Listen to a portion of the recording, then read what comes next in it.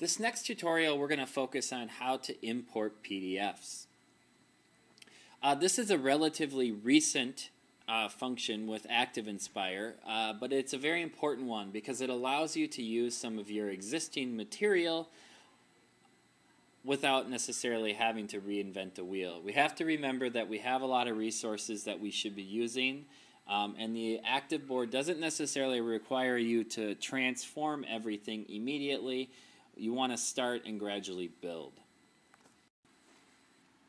Here's an example of a PDF once it gets imported into ActiveInspire. What you'll notice is that there's a little bit of gray space on either side of the board.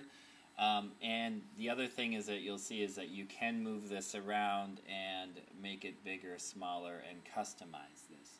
But this is the standard format for a PDF. So let's focus on how to do that right now. What you're going to do is you're going to go up to File, and you will scroll down to Import. And if you scroll over, you will see that PDF is one of the options. So I'm going to select that, and then a box will open that's a lot like if you were attaching something to an email, for example.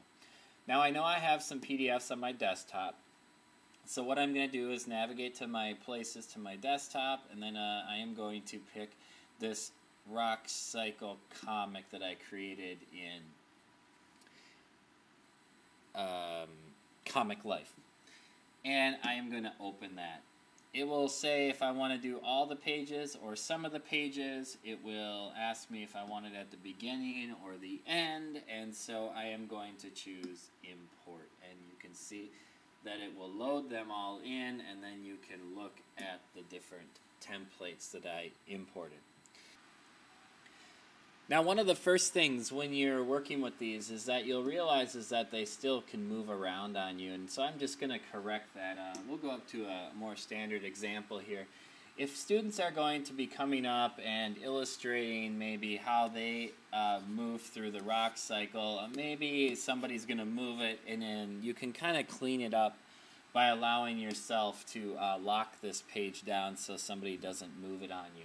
So I'm just going to kind of review one of the tools here at your disposal, which is the Object Browser. If you click on the Object Browser over here, you will see that I just added the pen line here and the pen line here. Both of those just highlighted here and here. And then the middle layer, which is technically a layer that you can move around, there is the image, otherwise known as the PDF. You can see that I'm holding it right here. If you go to this little menu right here beside it, there are lots of different options. You can cut, copy, paste, delete, duplicate. One of them is also locked, and you can lock that in place. Now, you can see that even if I try to, I make this kid-proof, a kid can't come up to the board and have a negative experience because you locked it down, and then they will successfully be able to annotate this diagram. Now, if I want to unlock this PDF for some reason, what you can do is select the image again. Again, if we're looking at it right here, you would go to the Object Browser and click on the Object Browser. You can select this layer, and you can go down, and you can see that there is a little check mark right here that says that it is locked. If you uncheck that, you can actually move it around again. So that is some things that you might want to think about when you're working with different PDFs, is actually locking them down. And a few quick strategies for actually working with PDFs with the students and on your board in front of your class is to make sure that you annotate. I mean, even doing the most simple things, the deliberate use of color, highlighting different things over and over are things that will be a great advantage, I think, over what you've previously done. Don't forget that you can also use things like the screen shade and focus on the directions before you get to the lab.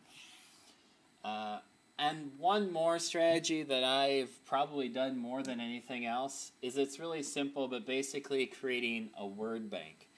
So if you select a text tool and you just start typing words, these could be various answers that you've chosen to have on the side of your page. And what students can do is quickly come up and put them into the various categories where they belong.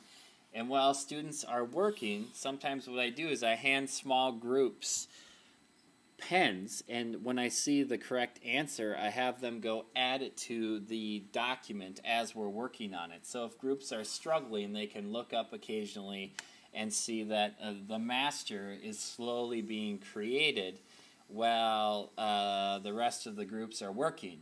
So when you get done, this is already waiting for you as a review. The students have built it, you've gotten them engaged, and all you had was a PDF with a few text boxes. So those are some strategies to try in your classroom with PDFs.